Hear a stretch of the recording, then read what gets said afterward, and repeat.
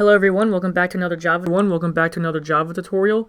In this video we're going to be discussing input and flow of control statements. So that's all if statements and loops.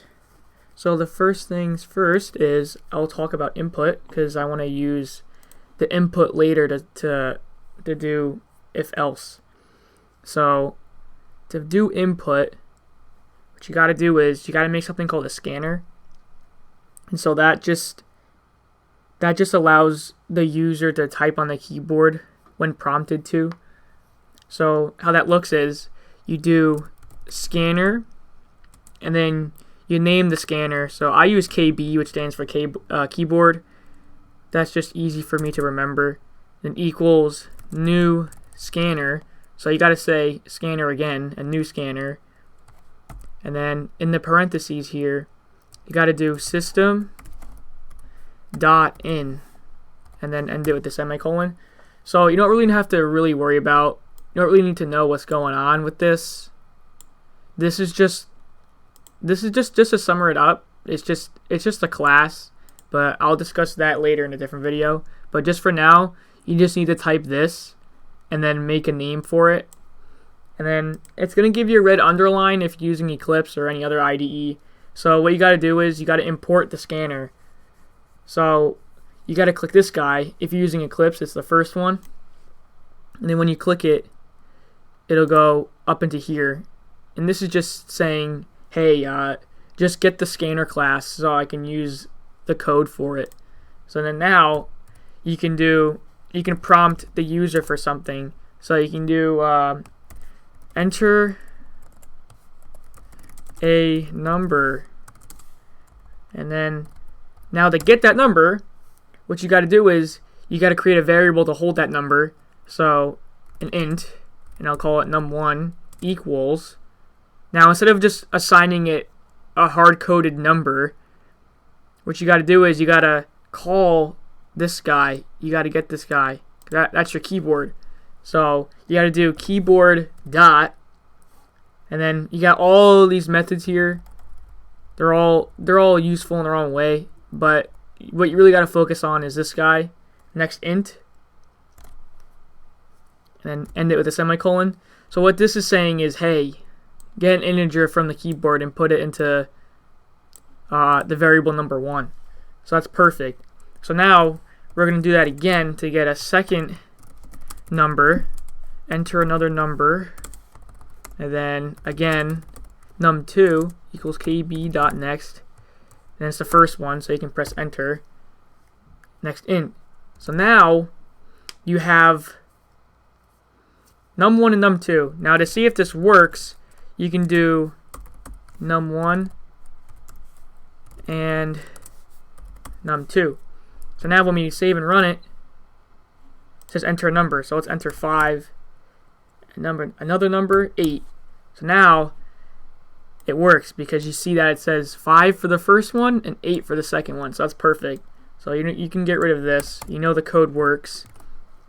So now what I want to introduce to you is if statements. So if statements kind of gives the code more like flexibility. It's basically like a choice. So it works like this. You literally type if, and then you put parentheses. Now this is your condition. So this checks, it kind of checks what needs to be done. Well, not what needs to be done, but it checks if something's true or not. So we can say if num1 is greater than num2. So we all know our basic math. We know what this is, the greater symbol. So in just plain English, this is just saying if the first number is greater than number 2, do this. So then, if it is, you can tell the user, hey, it is bigger. So you can do number 1. No, let's make it much simpler. Let's just, I screwed it up. But let's just do this. Num1 plus is greater than num2. Put that in the parentheses there. So now it'll check once the code gets your number, it goes all the way down and it reaches here. It'll be like, okay, check if this number is greater than 2. So now when we save and run it, enter a number 6 and the second number is 3, and now it'll say 6 is greater than 3. So now you can see where this is going. So if you ever need a program that needs to kind of like do something, like it needs to check something and then do something, the if is a pretty good choice. So now there's something called an else. Now an else is just saying do this if this doesn't work, if this is false. So then you can say the opposite. So you can say num1 plus is smaller than num2. Oh, messed up the parentheses here. That does not go there. So now if I make num1 smaller, so let's make it 45 and then 72. So now 45 is smaller than 72, so that works perfectly. So that's the basics of if statements. So now if you want to get a little bit more fancy, what you can do is let's make a little math program. So you can use something called a switch. A switch is the same as an if-else statement, like what you just saw, but it basically checks a value first. So it checks if something is this, do this, or if it's this, do this. It's the same as an if-else or an if-else-if statement. So an if-else-if is basically, a regular if num1 is greater than num2, sys out it's bigger, right? And then else if you do num1 equals num2, you say hey, they're equal. And then else, like we saw before, it does something else if these two don't work. So you can do it's smaller.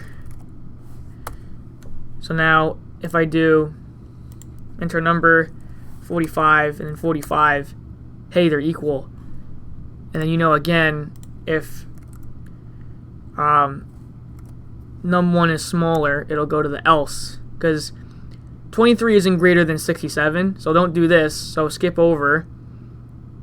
23 doesn't equal 67, so skip over. So then else, you got to do this guy. You have to do this, because this is the last thing, and it's an else. It doesn't check another condition, so it has to do that. So now, to get back into the switch, you have to kind of make like a menu. So like a choice you have to pick through. So we can say this.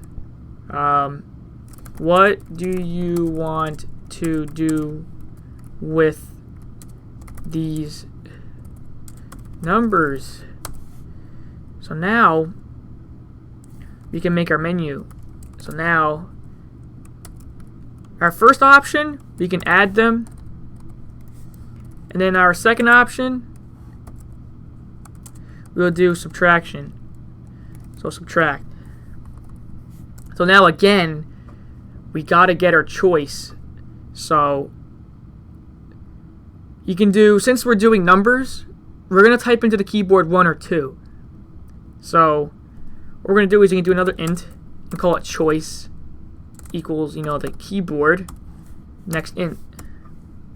So now, to make a switch statement, you do switch.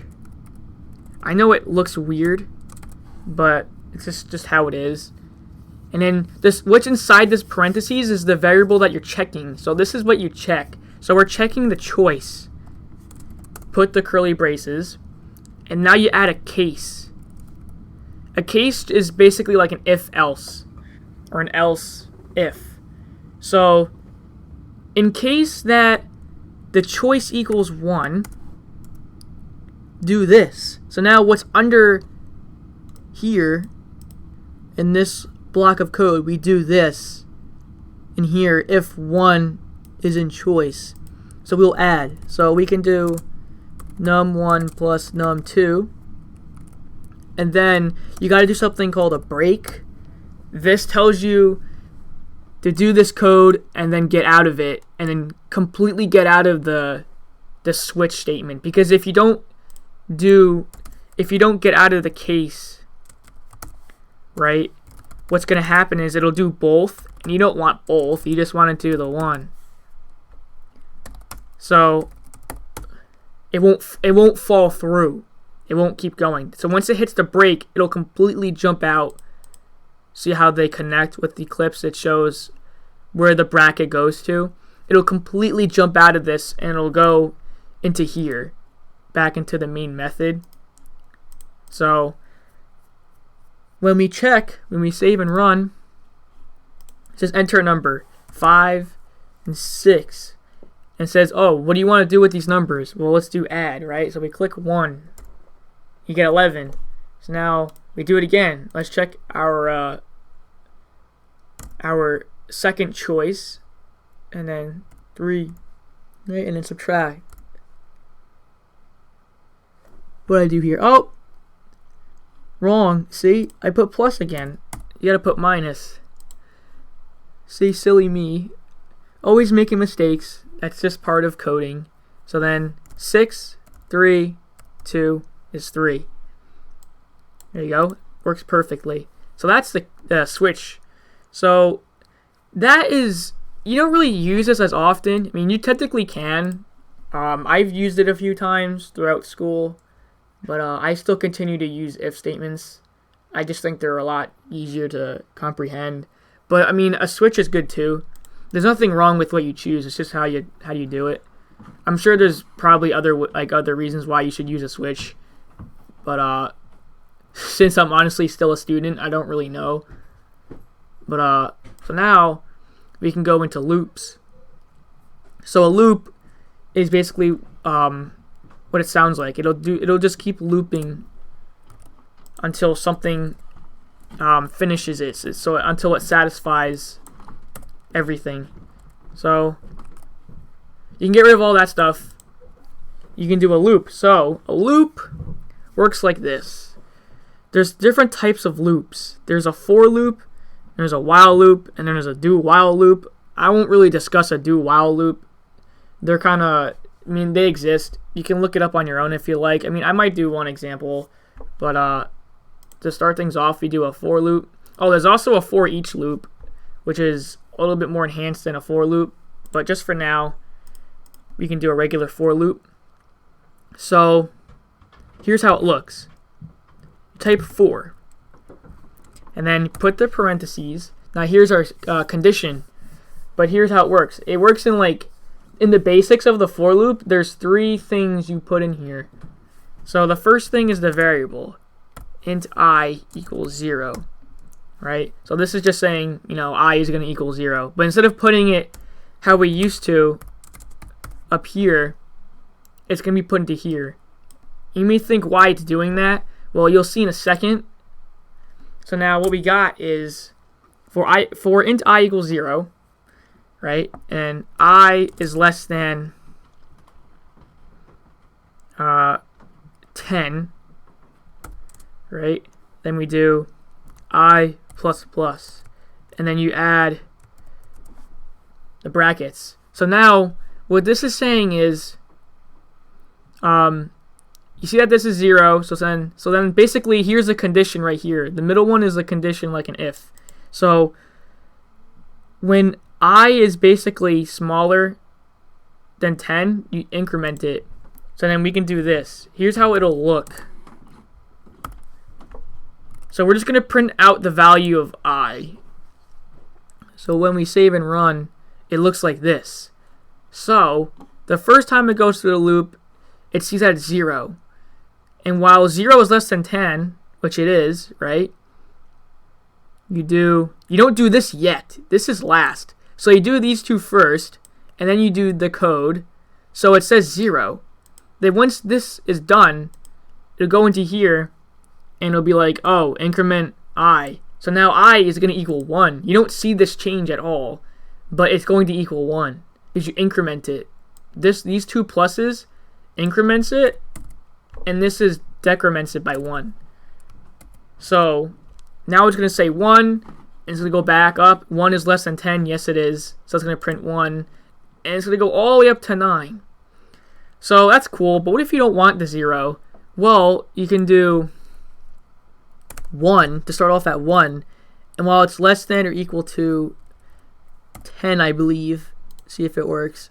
Yes. So now we start at 1, and this will count 1, 2, 3, 4, 5, 6, 7, 8, 9, 10. So if you start at 0, you got to remember that it's still 10 times, but it'll start at 0. So that's how our for loop works. So then you can basically loop through a code a certain amount of times. This works really well with arrays. Now, we haven't discussed arrays yet, but just for now, we're going to use the for loop to just simply see how it works and what it could do. So that's a for loop.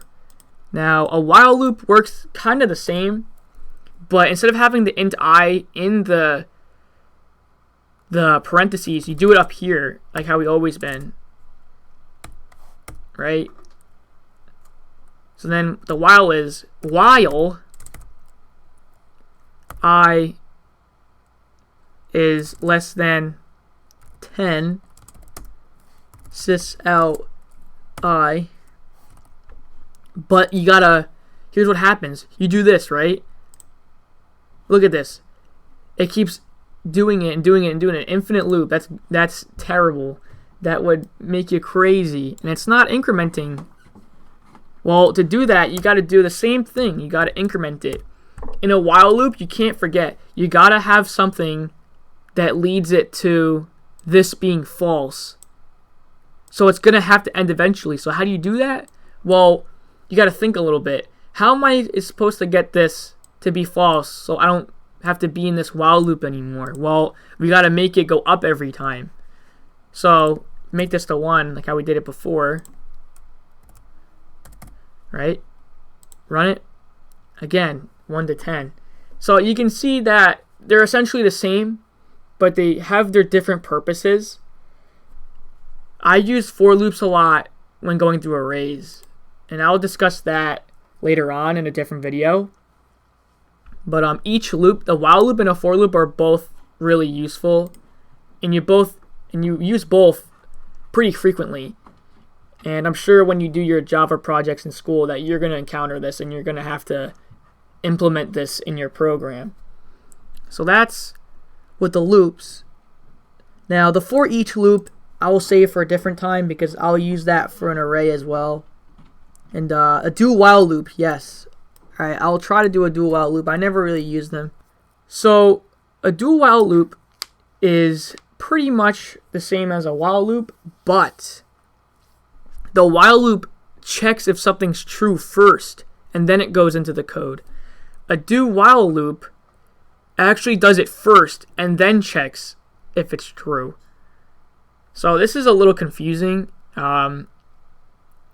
Int I equals 0, right? And then you do sys out I, right?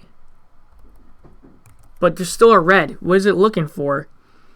Well, it says insert while expression to complete the do statement. So what you got to do is at the end of this bracket, you do while I is less than or equal to 10, and you put the semicolon, and then we can put this to 1. So now this is saying do this while this is true. So we should get the same exact thing. Oh, I forgot to increment. See that? Even I make mistakes. So you got to increment. Perfect. So now it should work. There you go. So the do while loop is the same as the while loop, but in a sense, it does something else first. I'm trying to think of a way why you would use this. You don't really, in school anyway, you don't ever really touch this.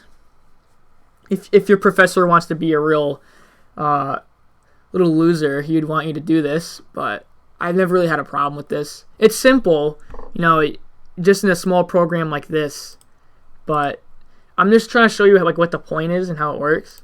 Like, you need to know why it works in order to use it, but you don't really come across this, so I wouldn't worry about this too much, but it is good to know on how to do it if someone were to, throw this at you and try to surprise you, like on a test or something. So now you know how to do it. So if your question on the exam is, how do you increment a number up to a certain point using a do while loop, then you're like, hey, I remember this video. You do it this way. So now I prepared you for that. So that is, I believe, everything for today's video. If you guys liked the video and you thought that you learned everything and thought it was clear, leave a like. Subscribe if you're new. And yeah, I'll see you guys all in the next video. Later, guys.